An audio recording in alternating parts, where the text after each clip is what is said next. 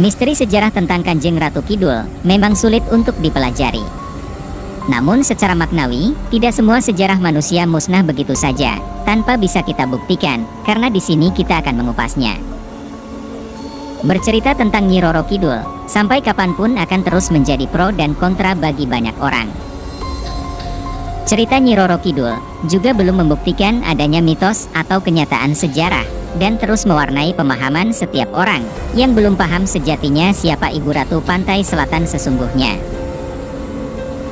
Mereka sama-sama saling membenarkan pendapatnya masing-masing dengan mengatasnamakan keluarga atau dari garis keturunannya. Walhasil dalam pemahaman sesungguhnya mereka masih dalam taraf katanya. Berikut kisah Kanjeng Ratu Kidul selengkapnya yang diambil dari kitab kuno yang berjudul Terbukanya Pulau Jawa, karangan Habib Syekh Muhammad Idrus, yang diterbitkan pada tahun 1845, yang diambil dari Nabiullah Khidir alaihissalam. Kisah Kanjeng Ratu Kidul, yang pada masa hidupnya ngahyang, bermula dari istri Nabiullah Sulaiman alaihissalam, yang bernama Ratu Bilqis. Setelah Nabi Sulaiman wafat, kehadirat Allah Subhanahu wa Ta'ala, beliau ngahyang karena cintanya yang begitu besar kepada Nabi Sulaiman. Namun Allah Subhanahu wa Ta'ala berkehendak lain. Beliau ditempatkan sebagai Ratu Laut Selatan di bawah perintah Nabi Khidir, yang mengepalai seluruh Abdul Jumud, Ahmar, Abyad, Qorin dan Junud di wilayah Timur Tengah. Juga Nyimas Ayu Nilam atau Kencana Wungu atau Dewi Sekarwangi atau Dewi Nawangwulan, istri Jakatarub, yang kini menjadi Ratu Pantai Selatan bagian wilayah Cilacap. Siti Aisyah atau Dewi Pembanyun atau Nyimas Rara Ayu, Pokesi keturunan Demak, yang ibunya dinikahi oleh Prabu Siliwangi, yang menikah dengan Ratu Palaga Inggris. Beliau juga ngahyang dan menjadi penguasa Pantai Selatan setelah kerajaan ayahandanya Raib ditanam lidi lanang. Dewi Sekarsari atau Dewi Andini, salah satu dari putri Nawangwulan, beliau yang memang sejak lahir telah menempati wilayah Pantai Selatan, yang menguasai Abdul Jumud dan Ahmar bagian Sukabumi, Garut dan sekitarnya. Dalam hal ini, kami tidak membedakan secara detail tentang diri mereka. Namun hanya menceritakan perjalanan 7 tombak yang fenomenal, yang pernah menjadi bagian dalam hidup Dewi Nawangwulan, putri dari Prabu Siliwangi, yang kini telah diwariskan pada manusia di bumi. Secara rinci, ke-7 tombak yang dimaksud dalam kisah kali ini punya nama dan gelar sebagai berikut. Nomor 1. Tombak Cakra Langit atau Tombak Kesahidan. Motif lurus dengan kinatah emas murni berbentuk jangkar melingkar.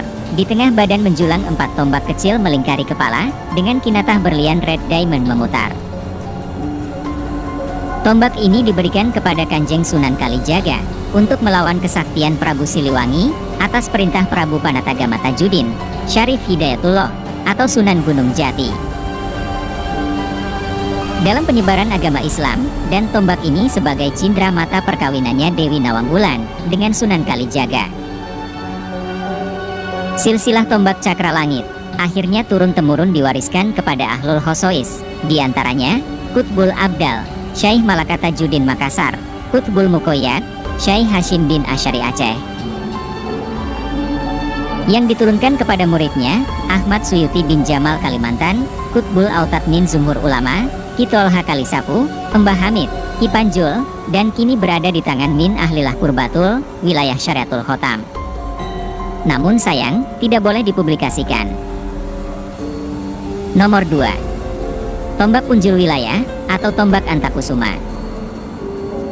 Tombak ini diberikan kepada putrinya Andini sebagai lambang dari tahta istananya, yang di kemudian hari diberikan kepada suaminya Dampu Awuk, Gunung Sembung. Lalu diturunkan kepada putranya yang bernama Raden Said atau Pangeran Lumbenda Jaya Negara. Dari Raden Said, akhirnya berpindah tangan karena dicuri oleh segerombolan aliran hitam yang mengatasnamakan perguruan Kijang Kencana, yang dikepalai oleh murid sakti Pangeran Ambusana, Weleri Jawa Tengah. Baru setelah 20 tahun di tangannya, tombak Punjul akhirnya dimiliki seorang petapa sakti, Buyut Ajigung Ajiguna, setelah adu kesaktian. Kisah tombak ini kemudian turun-temurun dijaga oleh sebagian bangsa Hindu, dan pada akhirnya raib di hutan Banyuwangi, Jawa Timur. Dan baru setelah seorang waliullah kamil, Mbah Hafidz yang berasal dari Jawa Tengah menduduki wilayah tersebut, akhirnya keberadaan tombak punjul wilayah tetap terjaga. Kini tombak punjul masih dijaga oleh muridnya yang bernama Ki Panjalupati Jawa Tengah. Bentuk tombak punjul wilayah adalah motif lurus, urat air hujan, warna hitam kebiruan, dengan 5 ujung mata tombak mengarah ke depan. Tombak ini sudah dirombak dari bentuk aslinya oleh Mbah Hafidz sebagai suatu pengelabuan di masa yang akan datang agar tidak disalahgunakan. Nomor 3. Tombak Panatagama atau Raja Ma'mun. Pemberian dari Sultanul Jin Ma'mun Indramayu. Motif 3 cabang tombak ke depan, urat besi aji meteor legam, hitam bersisik tanpa pamor, dihiasi 7 batu merah delima, 3 zamrud Kolombia, dan 4 syafir Sri Lanka, serta 11 batu biduri air. Silsilah tombak ini misteri, hanya kedapatan 4 orang, dan lainnya tidak diketahui, yaitu Syekh Abdullah Al-Fanani min Rijalullah, Syekh Qasim Al-Jawi, Syekh Mudaim, dan Kito Hategal Gubuk. Nomor 4. Tombak Cemeti Rasul atau tombak alam jagat raya. Tombak ini bermula dari pemberian Rasulullah berupa cemeti panjang atau besi panjang yang diberikan kepada Nabi Khidir sewaktu di Bayat Maqamul Adzam di Alamus Samad tingkat 6, yang kemudian diberikan kepada Dewi Nawangwulan sewaktu di Bayat Syahadatiyah oleh ahli rijal bangsa Rububiyah Ahlul Bari. Lewat mandat Dewi Nawangwulan, bahan tadi dibentuk oleh Abdi Dalem Empu Jalagawi Desa berupa tombak mata 1 dengan urat bumi yang sangat indah. Baru di saat kota Cirebon diserang oleh pasukan Tamtama Lewunding, tombak ini diserahkan kepada Syekh Magelung Sakti sebagai benteng pertahanan paling kuat kota pesisir. Lalu 7 tahun setelah itu, tombak tadi diserahkan kepada Andika Syekh Muhi Pamijahan atas ilafat Syekh Sanusi Goa Gunung Mujarob yang menyatakan sudah waktunya berpindah tempat. Dari Syekh Sanusi, tombak Cemeti Rasul akhirnya dirubah bentuk menjadi sebatang keris Budo Madya kuno dengan urat alami jagat raya yang selalu menitikkan air di sela uratnya. Cara perubahan keris ini, menurut pandangan Syekh Sanusi, sebagai lambang penyatuan antara Islam dan kejawen yang diajarkan bangsa Waliullah pada masa itu. Sarung kerisnya dibuat dari kayu kaukah dengan dihiasi 21 batu merah delima, 41 zamrud Kolombia, 17 syafir Birna, 70 berlian putih, dan 4 pink syafir Sri Lanka. Pada tahun 1961, keris ini diberikan kepada Habib Muhammad bin Hudori, Magelang, atas khawatif yang diterimanya untuk mengambil secara langsung di dalam Goa Gunung Mujarob, Tasikmalaya, Jawa Barat. Dan pada tahun 1998, sebelum beliau wafat, keris ini diberikan kepada Habib Syekh Arbaatul Amadu atas mandat langsung dari Syekh Sanusi. Kelebihan dari wujud keris ini tidak bisa difoto dengan kamera digital maupun otomatis lainnya. Kini keris Cemeti Rasul sedang dipinjam oleh Ahlul Qutbul Mutlak Habib Ali bin Jafar Alawi, Arab Saudi. Nomor 5. Tombak Karareksa atau tombak derajat. Motif bergerigi dengan cabang berantai lebih dari 10. Warna putih gading dengan bentuk tumpul memancarkan cahaya putih kehitaman. Tombak ini hasil riado Dewi Nawangwulan sendiri sewaktu masih menjadi murid Ki Ageng Surya, Pangeran Kuncung Anggah Buana atau Ki Buyut Rusmi. Bahan yang dimilik tombak ini berasal dari kembang pinang yang sudah membatu. Kisah tombak Karareksa selalu muncul sewaktu-waktu di saat menjelang pemilihan presiden, dan kini tombak tersebut masih terpelihara di alam istana Goib Laut Selatan. Nomor 6. Tombak Karamulya atau tombak Mangkumulyo. Tombak ini tidak diketahui pembuatnya, hanya saja setelah dipegang Dewi Nawangwulan, tombak ini dihadiahkan atas perkawinan putrinya yang bernama Nyimas Anting Retno Wulan untuk suaminya Pangeran Jaladara, putra Kiai Ageng Bintaro Kejuden.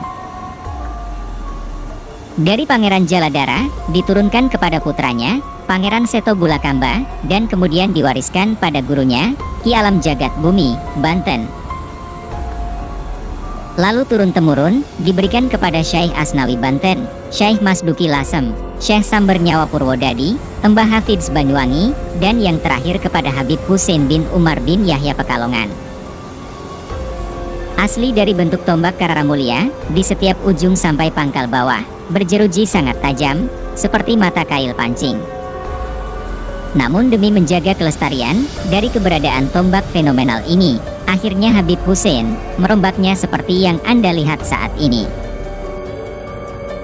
Nomor 7. Tombak Tulungagung atau tombak Saptajati. Tombak ini diwariskan secara langsung dari tangan Dewi Nawangwulan sebagai tanda terima kasihnya atas keluhuran derajat Habib Hussein yang mau menyelamatkan bumi Pekalongan dari amukan tsunami hingga tidak sampai terjadi. Kisah ini terjadi pada tahun 1998, bulan Februari, tepatnya Selasa Kliwon. Kini tombak tersebut dirubah sedikit dari bentuk semula, yang aslinya seperti segitiga, menjadi tombak lurus dengan pahatan panel bunga. Dan sebagai pengantar terakhir, kisah ini sudah mendapat restu dari orang-orang terkait, kecuali Habib Hussein bin Umar, karena beliau sudah almarhum. Semoga dengan pembedaran kisah 7 tombak fenomenal dari Kanjeng Ratu Kidul ini, menjadikan kita sadar diri dengan apa yang selama ini kita dengar. Karena apapun benda bertuah kelas wahid, tidak bakal jatuh pada manusia yang masih memegang katanya, dan aku sebagai pedoman hidup.